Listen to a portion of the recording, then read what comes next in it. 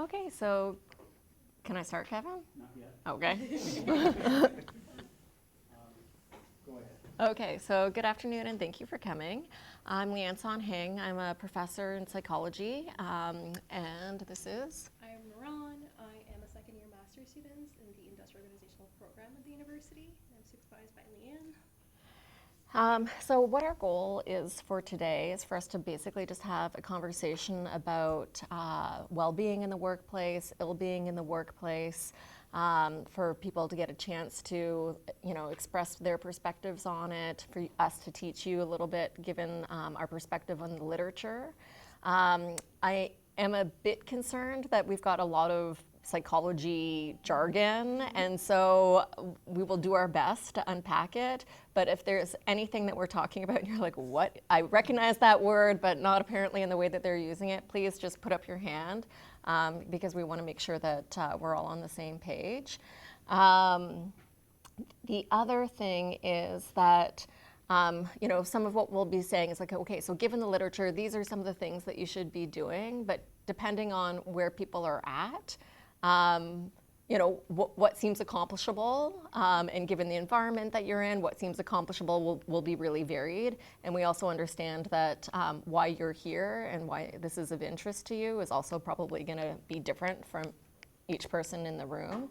So if we could take a minute for everybody to introduce themselves, just say that where you're from, and if there's, maybe one thing that you're hoping to hear about today, then we can take note of that, and hopefully that we will be able to touch on some of those issues. Okay, so do you want to start? Sorry, no, you got your mouth full. Would you like to start? Hello. Okay. My name is Beth Finnis. I'm the chair of sociology and anthropology. And I just wanted to come to this talk in general. I don't have a specific thing that I'm looking for, but I'm looking forward to it. My name's Pamela. I'm the Cultural Diversity Advisor in the Office of Intercultural Affairs, which is within student experience. So I'm student-facing. My role is student-facing, so I'm curious to see how other folks throughout the institution are doing with issues of diversity and inclusion. Okay. My name is Roberta Hawkins. I'm an associate professor in geography, and I came out of interest. I have a little bit of research about work-life balance with geography professors, and so I thought that this might be interesting. I'm always very interested to learn more, so I am excited for this talk. I'm hoping my brain will make lots of linkages and lots of things that we can actually apply and implement here. My name's Sarah Mao. I work in athletics. I'm an associate director there. We're working on a rollout of a new training program, so interested in this topic as it relates to that. I'm Janet Wellwood. I'm from admission services, and it's just general interest. I'm Chelsea. I'm a program coordinator for the Aboriginal Resource Center, which is also part of Student Experience Department, and I just came out of general interest as well. And I'm Nancy Morley. I'm with Physical Resources. I'm a custodian, and again, I'm just here for general interest. Okay. Thank you. I'm Melissa Turner, and I'm with the Experiential Learning Hub, which is formerly Co-op and Career Services. For those who don't know, we changed names not too long ago. I manage the career education team within the Experiential Learning Hub. I really was hoping to just learn more about how inclusion can support workplace well-being, and just gain more awareness from me and those I know. Okay. My name is Sadie Eaton, and I work in Open Ed. I'm an ELP or English Language Program lead instructor. So I work with international learners, and I came today just out of general interest. My name is Dale Abraham. I'm the Associate Director for Educational Development of the Office of Teaching and Learning. Very fact and focused in the work that myself and the team does. And I found this, just a description of this, really interesting in terms of looking at well-being from the workplace side of things as it relates to different instructors and areas. Hi, I'm Robin. I'm working in the library, and I'm always interested in the topic of inclusion as it relates to how inclusive the library feels. Okay. Interesting. We're just going around and introducing ourselves and just saying a word about why we're here, what we're hoping to get out of the session. Oh! No pressure. Hi, I'm Lorraine, and I'm just here to see what is going to be said about inclusion in the workplace, but particularly in between management and staff. So Linda, we're just going around and introducing ourselves. Okay, so you're the last one. Oh, okay. Yeah. Sorry for being late, and I Okay. do have to leave early Okay. too. Sorry about that, but I do want to just Okay. good to meet Linda Vlad, Director running Development Consulting Services and Human Resources. Good to be here.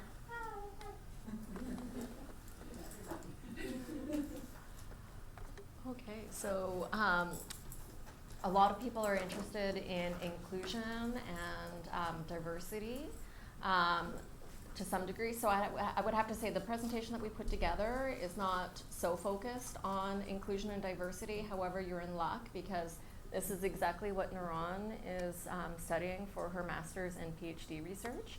So we've got an expert here, and so I think you can take the opportunity when we get to the inclusion to expand on that. Okay, awesome. All right, so should we hand out the handouts? Okay, so if you could take one and pass it on. Did you have copies for us? I should have retained one for us. Okay, great. Okay, well, hopefully we're okay. Okay. Got some big memory holes there. Or that are like pull up pull up. Okay. All right.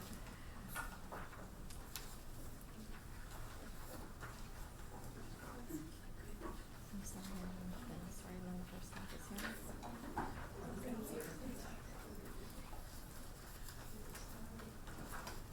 Okay, great. Okay, so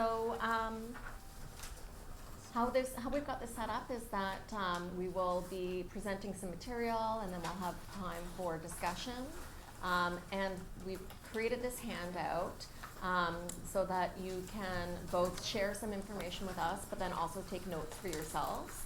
So that we're thinking at the end you can, so we'll collect the hard copies and that you could take pictures for yourselves and then you've got your notes to refer back to. Does that work for everybody? Okay. Does anyone else need a pen? Okay. All right.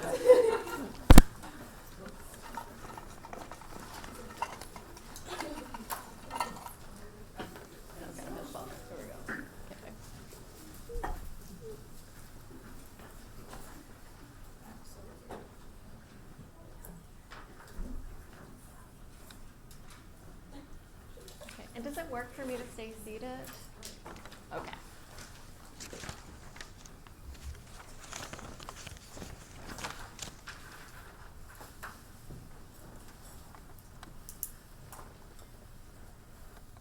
Okay, so ill-being in the workplace is a really big issue, and particularly, Great. Yeah, I will escape.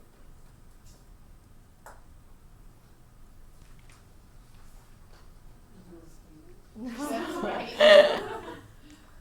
There's no escape, there's no minimize.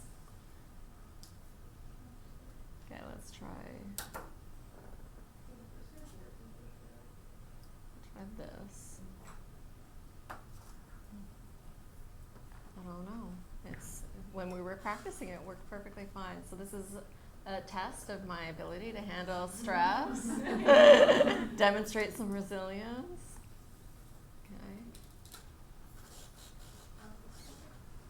Yeah, you got a suggestion?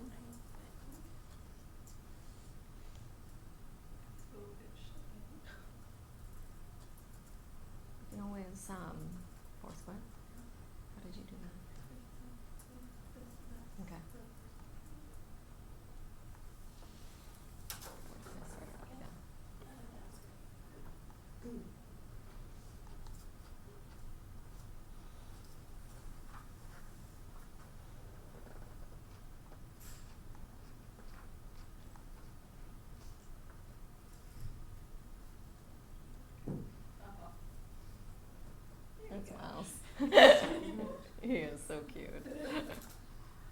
Okay.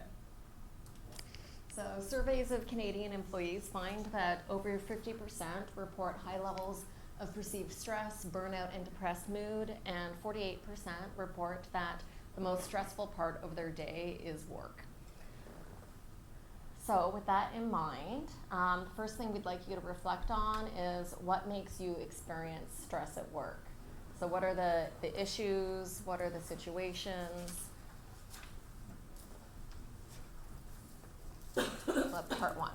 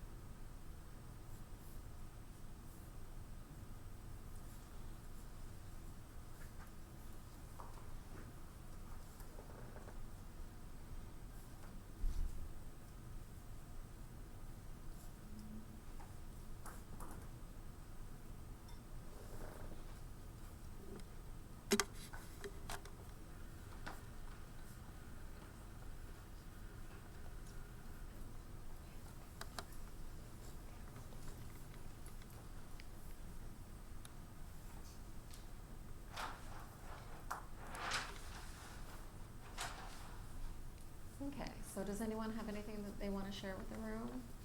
Types of situations, issues that create stress at work? So I can, yeah, so deadlines and timelines, absolutely. Yeah, I would add to that and just say unrealistic yeah, deadlines and timelines. yeah. And there's a lack of clarity in what I'm supposed to be accomplishing. Okay. When I don't like how I'm reacting. Okay. So a little more information.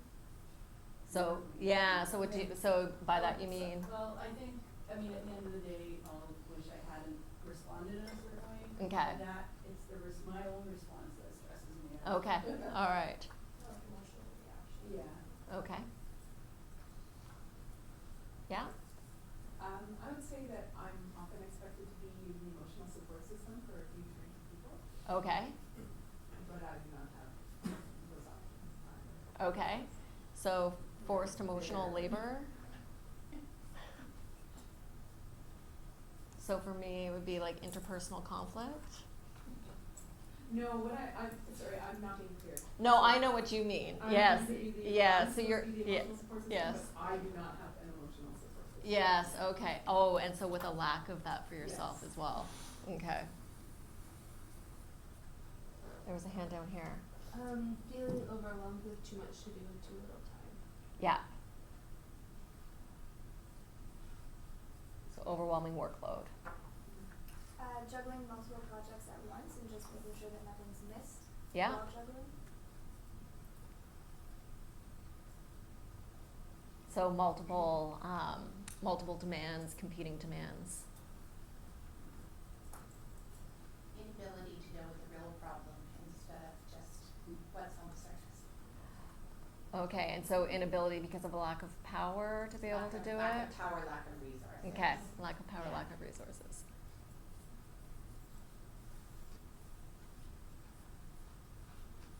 Okay, so what you guys have hit on are the big stressors that come up again and again for everybody. And thank you for fitting perfectly in with the psychological literature, because basically what we have described here are all the potential stressors that then can lead to the reaction of stress.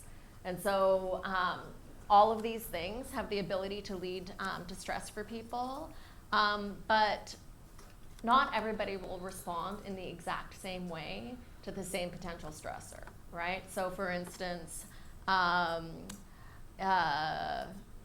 so being concerned with your own emotional reaction to something, that's something that some people will reflect on and then think like, oh, I could have handled that better, I wish I hadn't said that, I wish I had done this instead.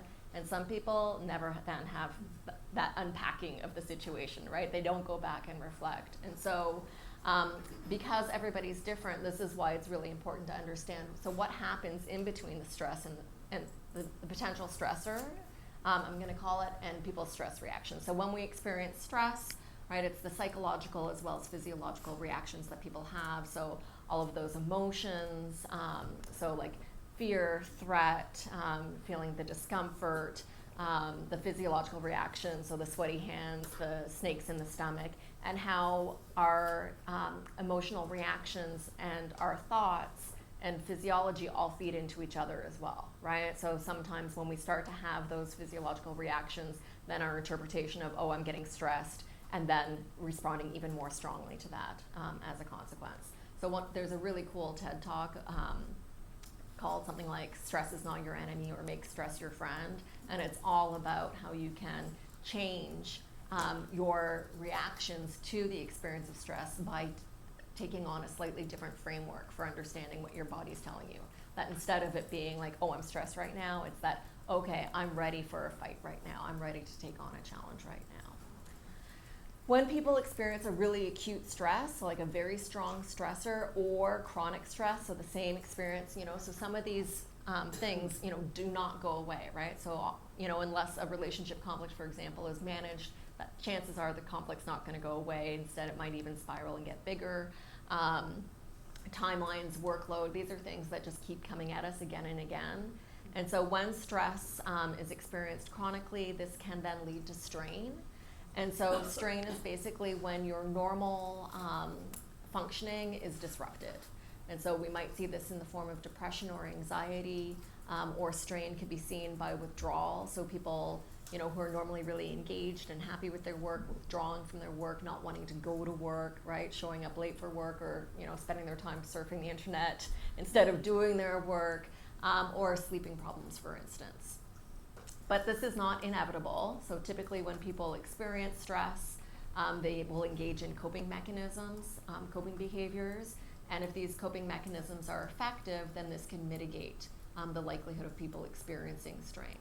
So some coping mechanisms are much more effective than others. So less effective coping mechanisms would be things like, drug use, drinking, forms of escapism. So it might help you like in the moment, right? So it's not like I've never, after a stressful day of work, had a couple of glasses of wine and an evening of Netflix, right? So it helps you in the moment, but it doesn't actually help you to address then the potential stressors. Whereas other more, what are called more functional forms of coping would be things that then will help you to deal with the stressors. So things like problem solving or getting social support. Social support's really effective because it helps you both with the emotional reactions to stress, it helps to create a sense of relatedness, and people are awesome because when you get together with your friends and you tell them about what's stressing you out, everybody will try to then provide suggestions, right? They will help you to engage in those problem solving, and they will also try to help and suggest resources for you to be able to cope with whatever the stressors are. So just unpacking this a little bit more, so the most famous psychological theory of understanding people's reactions to stress is that when people are faced with a potential stressor, they engage in what's called a primary appraisal, or the first questions that they start to ask themselves. And so, is this relevant for me? So let's say it's in a big deadline that's coming up. So we've got a big deadline that's coming up. Is this relevant for me? Yes, it's my project. Is this potentially harmful? Okay, so what are the consequences if I don't meet this deadline? So is the deadline kind of a soft deadline, right? People often don't meet the deadlines around here. It's not a big deal. Or is it, no, this is a real deadline. Your butt's on the line, and your opportunities are going to be taken away in the future if you don't shine through with this project. So if people think that it's not really relevant for me, it's no big deal, then no perceived threat. If on the other hand it's relevant and potentially harmful, we've got a perceived threat. And then people go through what's called a secondary appraisal, which is basically, am I able to cope with this threat? And so if people think that they lack the resources to cope, so the deadline's coming up, I don't have enough time to actually get the work done, I don't have the information that I need, I don't have the support that I need, I don't have the person power in order to be able to meet this deadline, then this is going to lead to very different consequences than if people say like, okay, yes, it's a big deal, but we have enough time, I've been in this position before, right? We've got the experience, you know, these are the resources, we can pull it together and we can deal with this. So if people think that they lack the resources to cope, they're going to experience distress, or what we just call stress. If on the other hand, they have this big threat, but they have the resources to cope, then people will experience eustress, or a challenge state, right? And so that's when you can tell your body, no, I'm just getting ready. I'm ready for action right now, and we're going to pull this off. Some people, you know, I have to admit, I do this a little bit myself. I purposefully sometimes put myself into a situation where I have to be in this, you know, ready on state in order to push myself through to meet deadlines. And if there's no perceived threat, then people will experience no stress. Does anyone have any questions? Is this clear? Okay. So,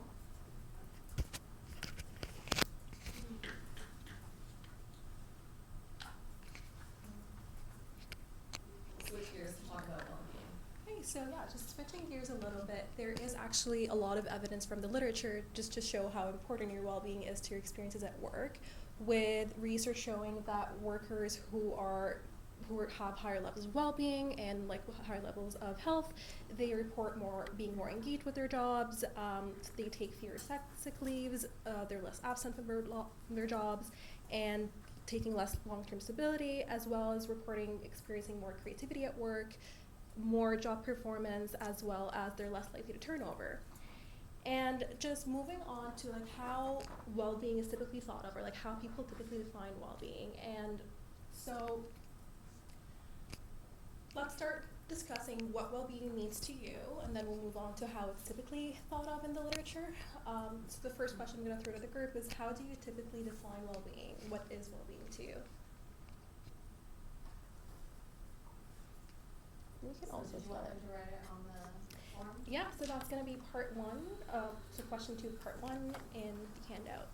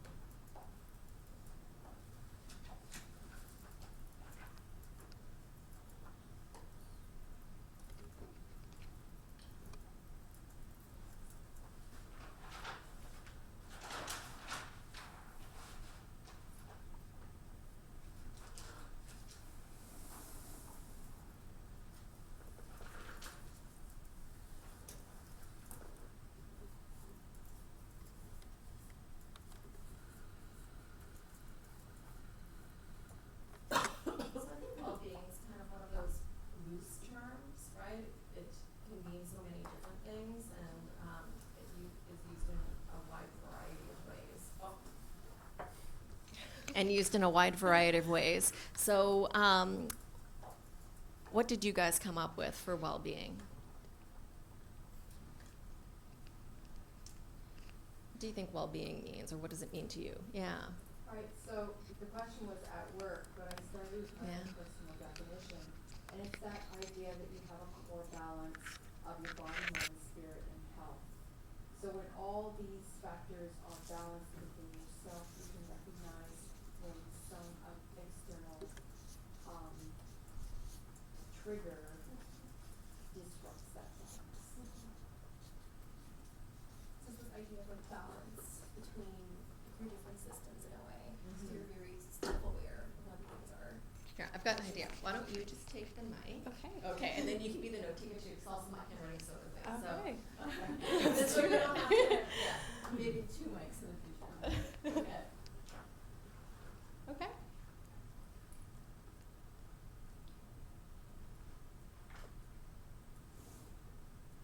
So how else have people defined well-being?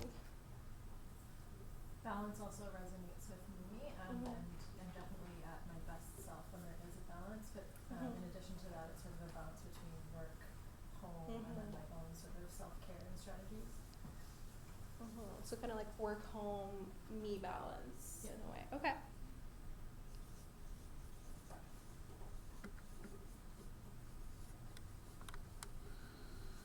Anything else? So maybe like shifting gears to well-being at work. What does being well at work mean to you? Is it different from your conception of well-being typically, or how you think of it? Is it the same? It's the same for me, but what I would add to what's already on there is that it's thriving despite circumstances because of balance. Okay.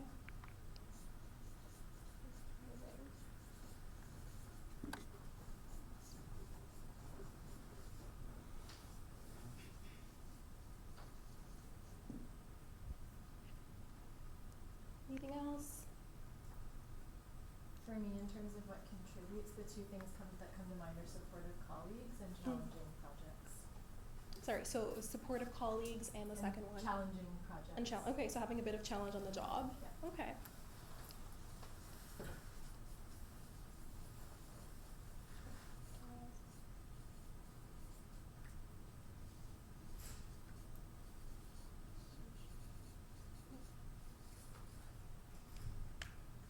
Yeah, what about you?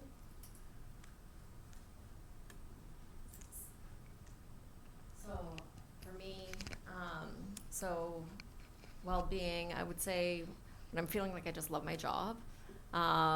So I guess that would be job engagement and job satisfaction. And what contributes to my well-being at work. So I think when I feel like I'm doing it well. So that either I've gone through some learning. So yes, it's been challenging, but I've gone through some learning, and so I've got new skills that I'm developing, and that I'm able to put them into practice. So it's after the big struggle time when things are getting a bit more consolidated is when I feel like, yeah, it was all worth it. Yeah. So, as I feel like one of the things Leanne kind of mentioned was how well-being is such a loose term. It's had a lot of definitions, whether for us, but it's also the case in the literature. So there has been a lot of different ways that researchers thought of well-being, but they could be kind of grouped into 2 major camps.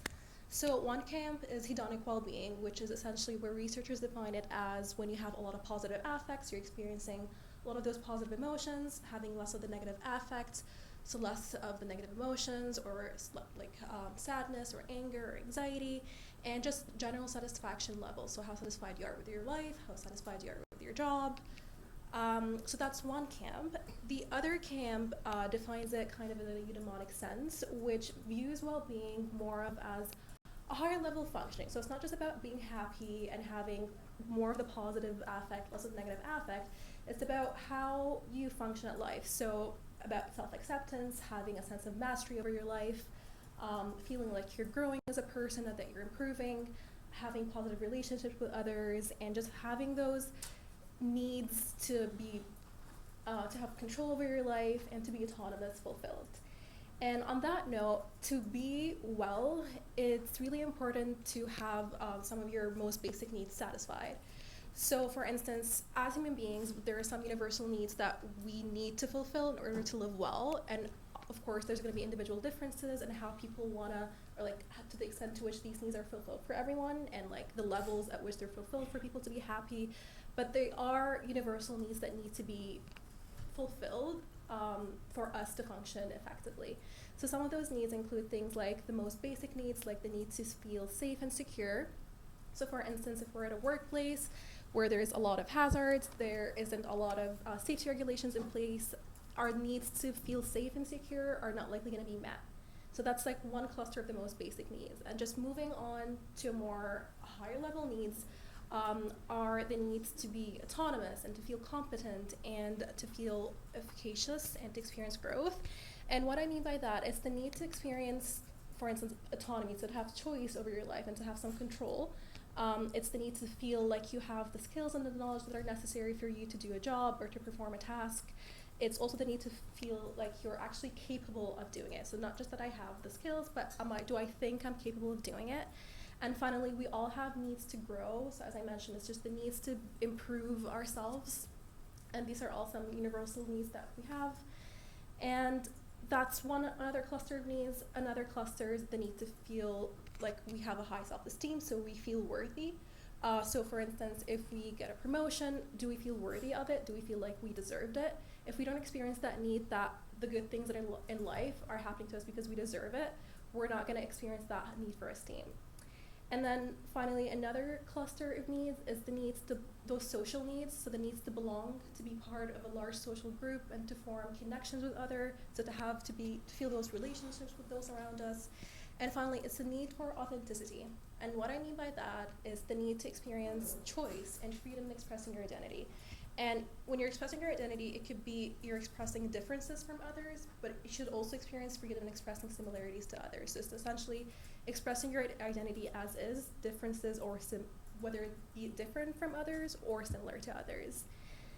And on that note, like talking about those needs to belong and the needs to be authentic is this idea of workplace inclusion.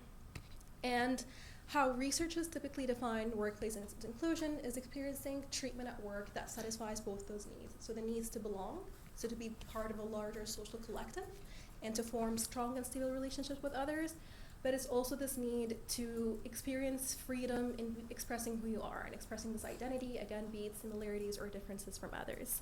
And what's really interesting about workplace inclusion is that it used to be typically thought of as just comprising this need to be part of something or like to belong to a collective, but more recently people have put forth the idea that belonging is very necessary for inclusion, but it's not the whole story. You also need to experience this choice and freedom in expressing yourself and presenting yourself the way you are. And if you're not experiencing that need, if it's not being fulfilled, you're not going to actually feel included at work. So can I ask you a question? Yeah. How is inclusion and diversity related to each other? For sure. So it's how you define diversity. So how researchers typically define diversity is having like several demographic segments of the population represented in a given organization, for instance. And according to the literature, it seems to be the case that those who belong to traditionally marginalized groups, so for instance like women and racial ethnic minorities, sexual minorities, these are the ones who tend to be more excluded from the workplace. And that's what the link is between diversity and inclusion, if we define diversity in the sense of like how heterogeneous or how the numerical representation of people in the workplace. Does that answer your question? Yeah.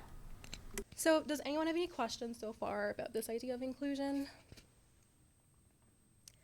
So I guess I would just add that I think people started to become interested in the concept of inclusion out of people's concerns with managing diversity in the workplace. So, when people think that there's problems with how diversity is managed, sometimes they're looking at just the plain numbers, but often they're looking at the experiences of marginalized groups within the workplace, and that sense of feeling like people don't belong or aren't being included is a core component of that. So,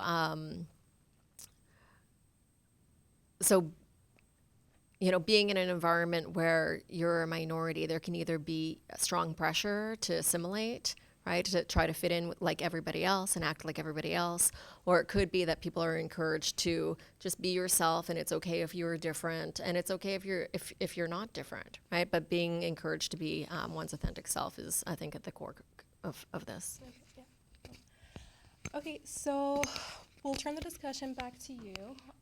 So what are the first words that you think of when you think of inclusion? And to get at that, we had an activity prepared. So please let me know if you can't read my handwriting, because you might not be able to. But I'm gonna ask that you use your phones, tablets, or laptops and log into the following website, which is menti.com. And then you'll just enter the following code. And then just jot down the first 3 words, so not sentences, just the first 3 words that come to mind when you think of what inclusion is to you.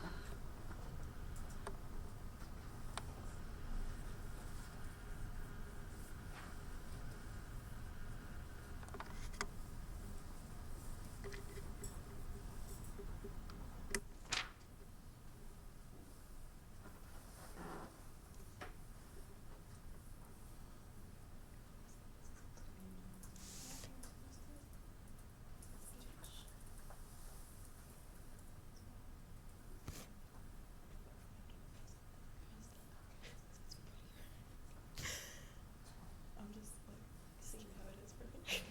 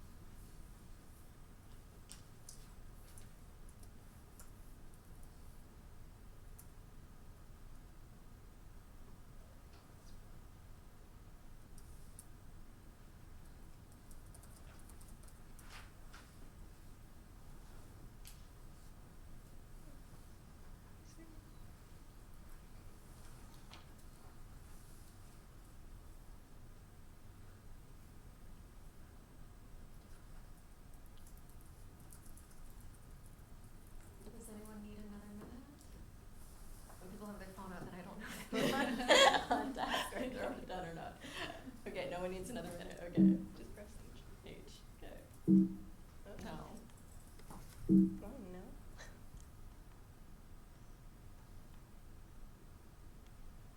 You want to just listen to yours at this point? I'm having so many problems with every single computer that I own right now.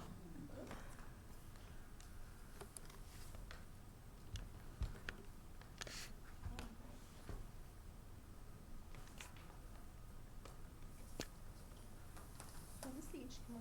Yeah. Okay. Do you want this one instead? No, it's okay.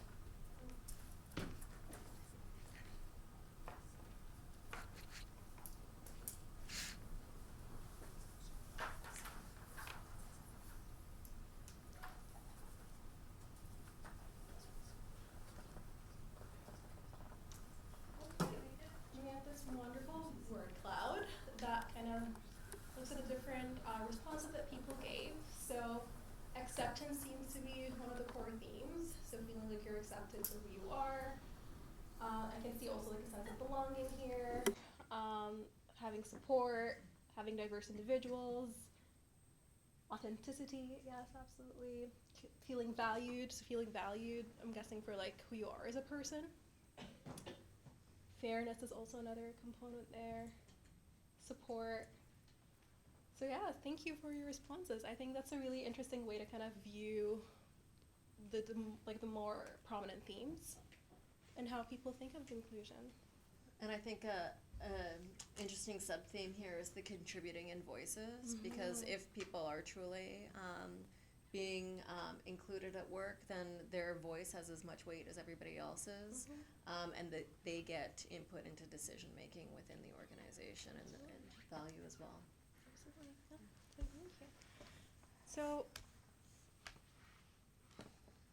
yeah, moving on to the second question, which is, so now that we kind of got at how people typically think of inclusion, what makes you feel included at work? Is it social support? Is it supervisor support? Is it a bit of both? Just throwing it back to the group.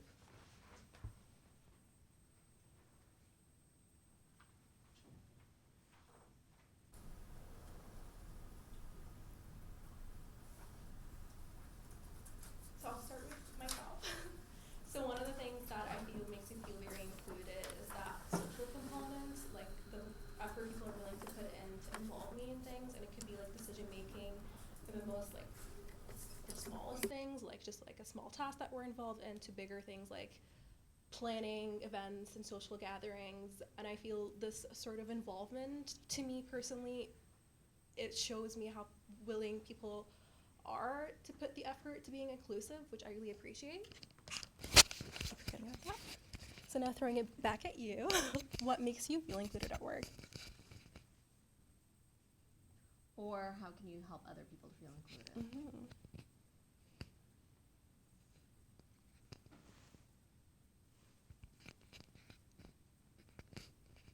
One of the things that I like to do when somebody joins our team is we have a large number of people who work together, so it can be overwhelming. And whether or not you've worked in a university setting or not, every institution has certain things, or every department. And so I like to just spend time with people and talk to them and let them ask me questions that they may have around, like photocopying and these things seem really minutiae sometimes, but these sometimes are the things when they're first starting out that cause the most stress.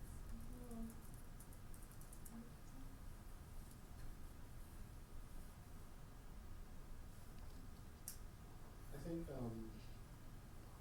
one of the things that we try to do to help people feel included is to explain how their contributions, ask for their contributions actively, and explain how that will be used, and so follow through with that beyond just, I just want to hear what you say, and just stop there. And that's really interesting because it kind of speaks to like having decision-making influence, like making others feel like they do have influence and they do have a say and like a voice, which is absolutely crucial to the included. People just checking in with me. I know there are some people that tend to be, I would say, a little bit more social and connected with one or two others, and they go to coffee together and they lunch together, they walk together. And then there's some of us who may spend a little bit more time than maybe we should focused in our office with our heads down and doing work. And I sometimes feel like I don't have time to just venture out and do these things. But if somebody notices that and just pokes their head in and says, hey, I know we always go for coffee, did you want one? Or would you like to come with us today? Or, hey, you really should get out once in a while, and anytime you want to, just join us. So it's that extension of an invitation, even if you don't take them up on it, just to say we see you. Yeah, thank you for your response.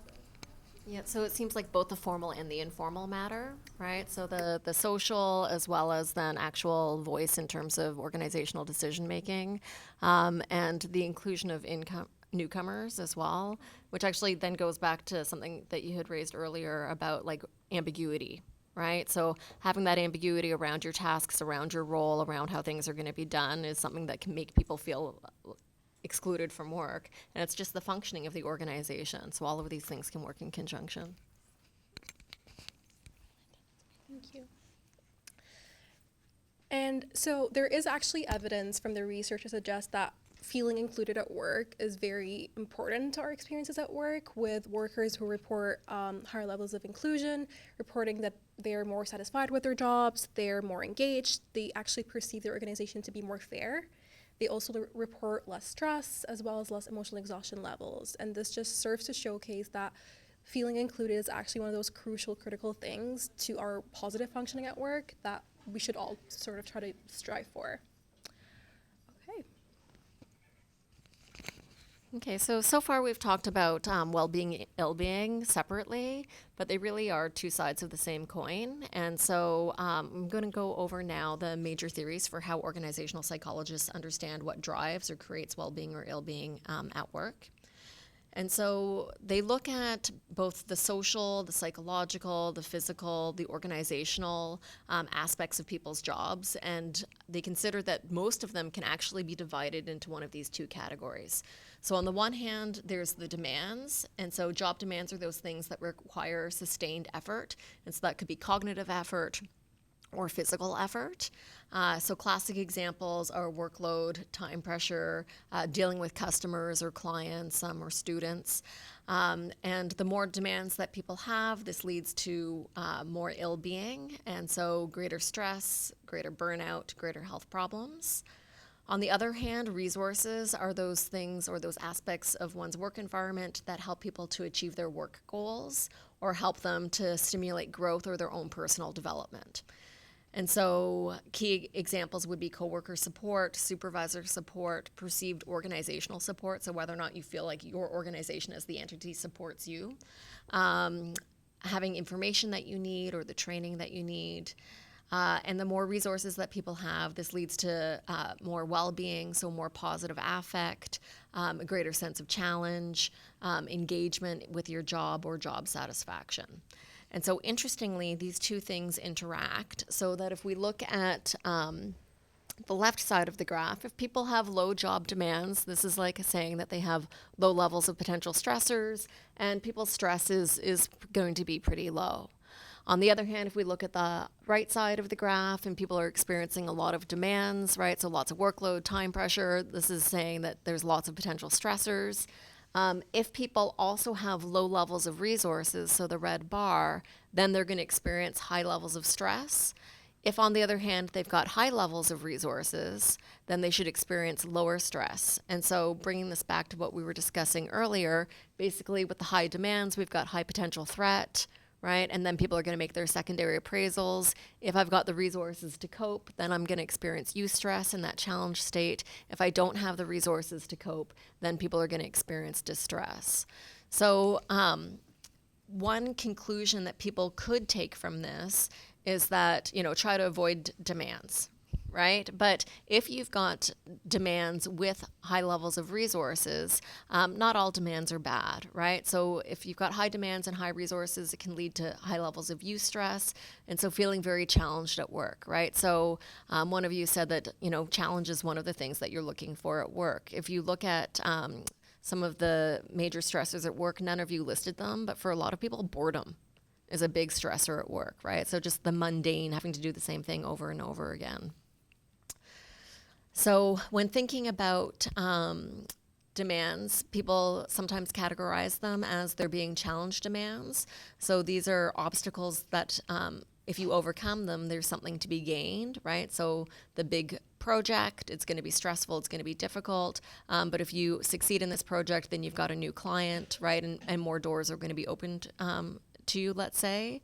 Whereas hindrance demands are those things that are viewed as unnecessary and stressful. Sometimes people think of them as thwarting growth or ability to meet their goals. And so for me, my big hindrance demand is paperwork. I hate paperwork with a passion, and then it becomes an even bigger problem because then I'm getting the multiple reminders, and now I'm ignoring my email, and then I think people are mad at me because I haven't done my paperwork. And so I would love it if somebody would just, wave away those parts of my job. And so you might think that, okay, so there's good demands and bad demands, and so to some extent that's true, but it's also true that we can change and shape how we think about these things. So people have done research on the state of flow, so being deeply absorbed in your work. And people, even with like the most mundane jobs, like a dishwasher, can get into a state of flow because they reframe the job that they're doing and what meaning it has, so that they can create this sense of challenge. So even something that can be seen as a hindrance demand, if reframed, can be seen as more of a challenge demand. So one thing that I'd like you to think about, so just start stewing it in your mind, and we'll come back to this question, remind me to come back to this question if I don't, is what are your key work resources? So to give you a little bit more information about that, when we think about resources, according to the conservation of resources theory, people are motivated to keep, gain, and protect their resources, and resources can be categorized as falling into one of these areas. So one would be psychological resources. So this would be things like when we were talking about your needs being fulfilled, a lot of those tapped onto psychological resources, right? So things like self-esteem, feelings of competence, self-efficacy, but they can also be things like a sense of optimism, or something like the actual skills and development that you're getting from your work. Condition resources would be, what are the conditions like at your job? Okay, and so what resources can you get from those conditions? So, for instance, is there a high level of social support? Is it a team-based environment? What is your level of job security? So we had talked about those most basic needs, right? So safety and security. So is your job like short-term contract work, right? Or is it that you're lucky enough that you've got tenure, right? So how much stability is there? Object resources would be the things that you need in order to be able to do your work that are physical. So like materials or equipment, supplies. When we ask people about their job resources, I'm always amazed, like, what are the key resources? How many people end up listing things like stationery and staplers? So, some very basic things can be important for people to be able to get their work done. And then the energy resources are things like knowledge, time, energy in order to do work. So one of the things that we know from this conservation of resources theory is that in order for people to get more resources at work, so we know more resources leads to higher well-being. So, a clear takeaway is that you want to build your resources at work. One way to build your resources is to spend your resources, right? So you can't build these other resources typically without then putting in the time and the effort and the energy. But often those are the things that we feel most what's the word I'm looking for? I was going to say like missing, right? Like the things that seem most scarce, right? And they're not renewable, right? So it is really a gamble when you choose to try to invest your time and your energy to see what is actually going to pay off for then trying to build these other resources. And it's when people are feeling the most stressed that they feel like they just have to conserve what they've got, right? And so it seems the most risky to be able to use any of the most precious resources that you have to try to build even more resources, but you've got to use resources in order to gain more resources. Okay, so let's go back to the question of what are your key resources at work? So what are the things that are most critical for you to be able to do your work effectively? And what might be salient are the things that you have riches of, or what might be salient are the things that you feel are critical and that you're currently lacking in. Wow, we're nowhere near done. We're nowhere near done. She's handing me a hand.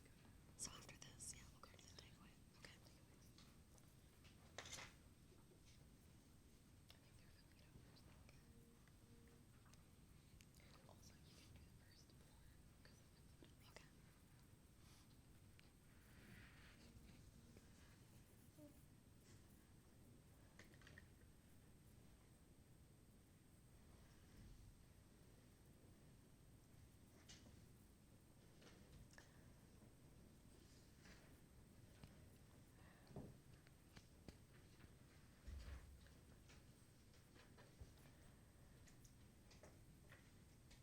So in thinking about what your key resources are,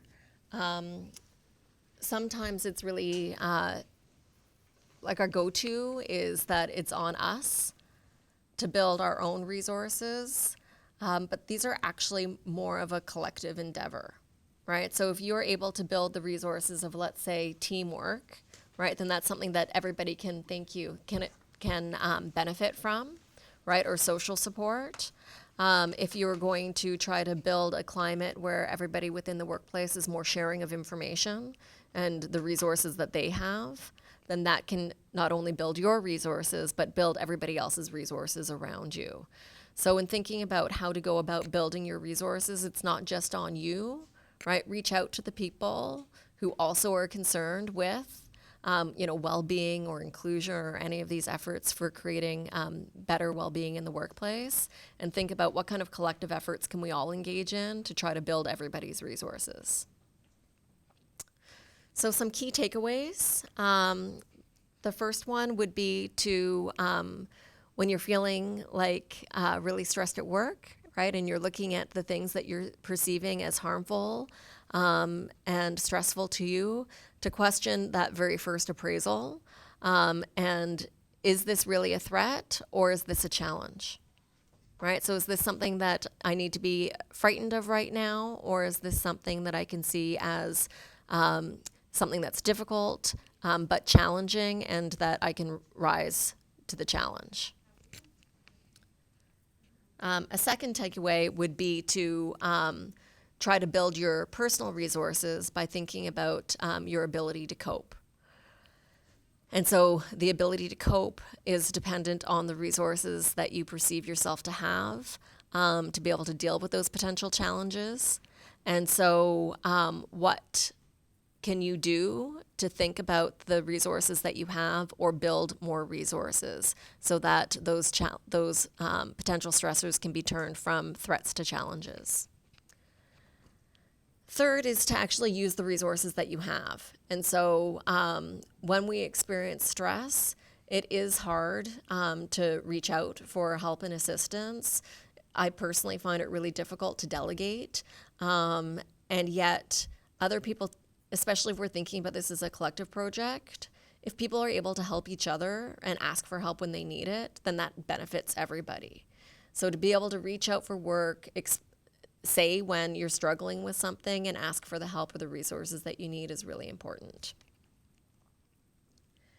And then finally, I want to introduce the notion of job crafting, which is the idea that, so Linda had raised what's stressful is when you want to make change and you don't have the power to do it. So job crafting is about changing your job in small ways that you have more control and more power over, so that you can shift your job so that it's better suited to what your needs are, what your interests are, what your strengths are, and what your passions are. And so obviously we can't all just rewrite our job descriptions, right? But what are the small ways in which you can change your job, right? Either independently or working with others, working with your supervisor, so that you are able to get more of your needs met at work. So we'll wrap up here. And I know people have probably got to get back to work, but if you do have the time, maybe you can fill out just question number 5, which is, what are 2 things that you will do to foster your well-being at work while it's still fresh in your mind?